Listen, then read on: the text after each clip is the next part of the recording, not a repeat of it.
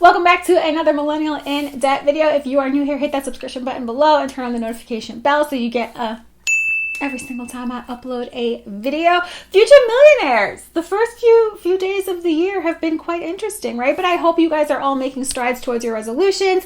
And if you are a part of the There's Food at Home challenge, linked below, I hope you made a really delicious meal, because I made a crappy pizza and I'm very disappointed in myself as a New Yorker and as someone who loves pizza.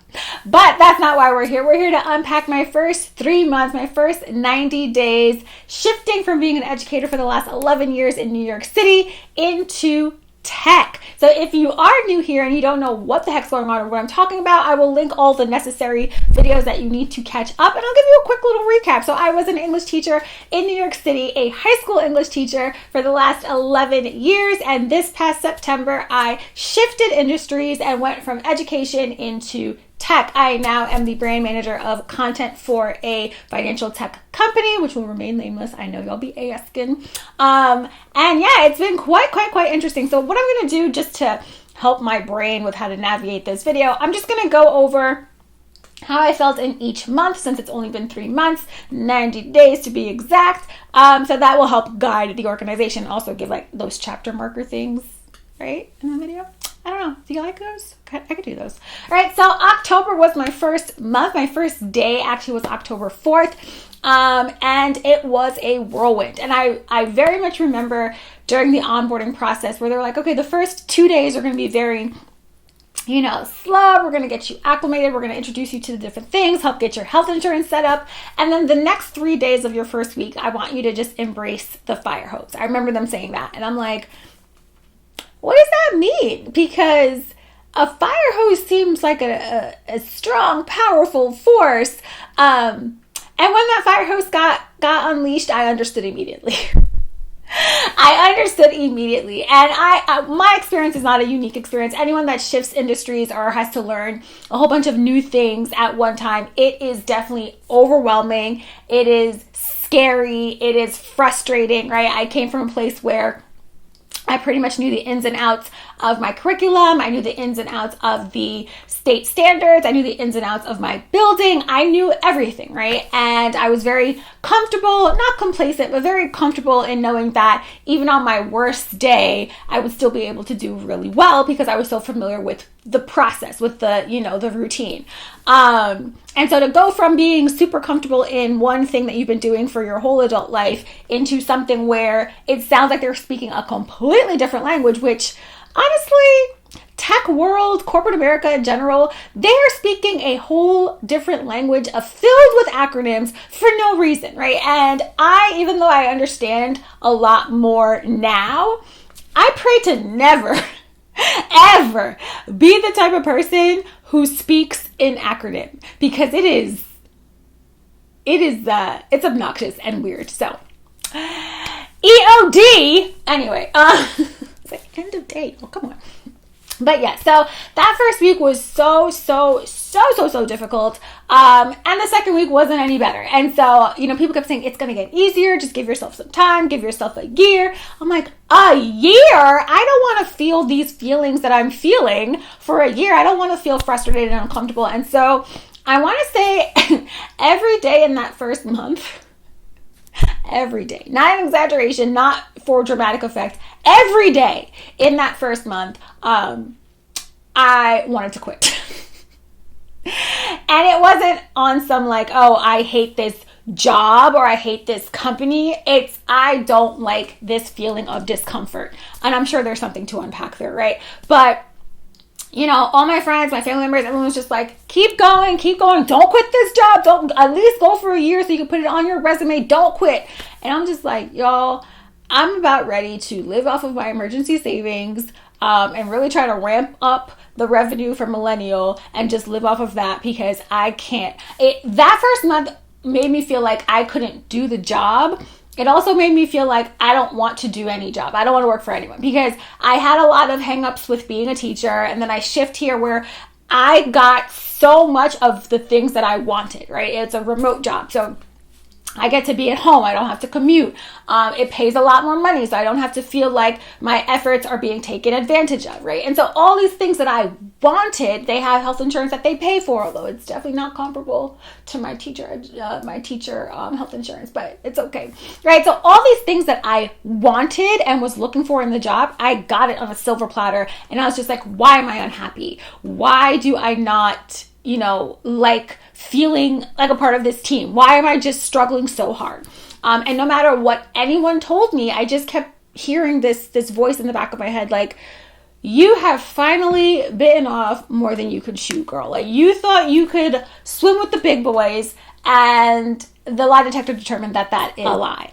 And so sitting with those feelings and verbalizing those feelings to a few of my really close, trusted friends and family members, and obviously my therapist, who she is my family at this point, really just admitting to them and to myself, like, this might be the first time in my life where I've taken on a challenge, because I take on challenges and things like that all the time, where I've taken on a challenge where I don't think I actually will come out successful on the other end. And so that was the first 30 days. And so when November came in, I was trying to push a lot of those feelings from October to the side. I was really trying to give it my all and a fair shot and a fair chance to really say that, if I do decide to quit this job, I at least know that I put every bit of effort in me into this new position. And so I went into November with that mindset.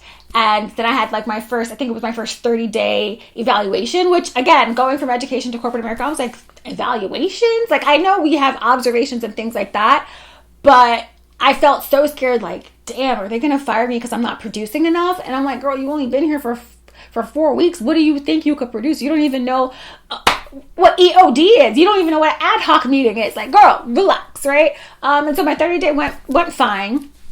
It's only 30 days. And so with the holidays approaching and people calling out and taking, PTO and things like that, I got given a lot more responsibilities a lot quicker than I anticipated, and a lot quicker than I think my bosses anticipated as well. But it was just like, look, this is a business and we're churning out the content and information that we need. So we kind of need you to, yes, be learning and training. Of course, we're going to support you, but we also need you to be, starting, get your feet wet. And so I started getting requests for different projects and different things, and it did not stop. I come from education where it's just like, we have a lot of other things that don't stop, but it's just like, oh, I did my unit plan for the month, I did my lessons, I know that I'm going to have to grade. It's very formulaic. Like, I know what's going to happen. The only thing you can't really, calculate are, other people's reactions and other people's things. But my job, like the basis of my job, I knew when it would end, I knew when it would start, I knew all of these things. Not with it. So it was like, I got one responsibility, and then the next day I got 2 more, and then I got this big project, and then another major project, and then to do a proposal, and then do this, and then learn all these systems. And I was just like, I hate it. There's no other feel. And again, these feelings are not towards the company. The company is actually very nice and supportive and helpful, and just really, a nice introduction into what corporate America can be, because I have heard horror stories, and I know there are companies that are like awful. That's not my company. The company I work for is very kind and supportive, and I'm so happy that they are the company that helped me with my shift in industry. But it was just internally, I felt like shit, and I started to verbalize that more in my weekly meetings with my manager. And just, the sentiment scores and things like that. And I was just like, what? I'm feeling very neutral. I'm not feeling, like I can do this job. And my manager was just like, listen, you're doing way better than you think you're doing. And you need to just, whenever you're feeling something, just let me know and I will support you. And so that's been really helpful, just having, and I know we're colleagues. I know she's not like my bestie, but it's just nice to see that although she is my boss and she has bosses to answer to for my productivity and things like that, that it's never like, girl, get it together. In a gentle way, sometimes it is, but it's been nice to have that kind of support.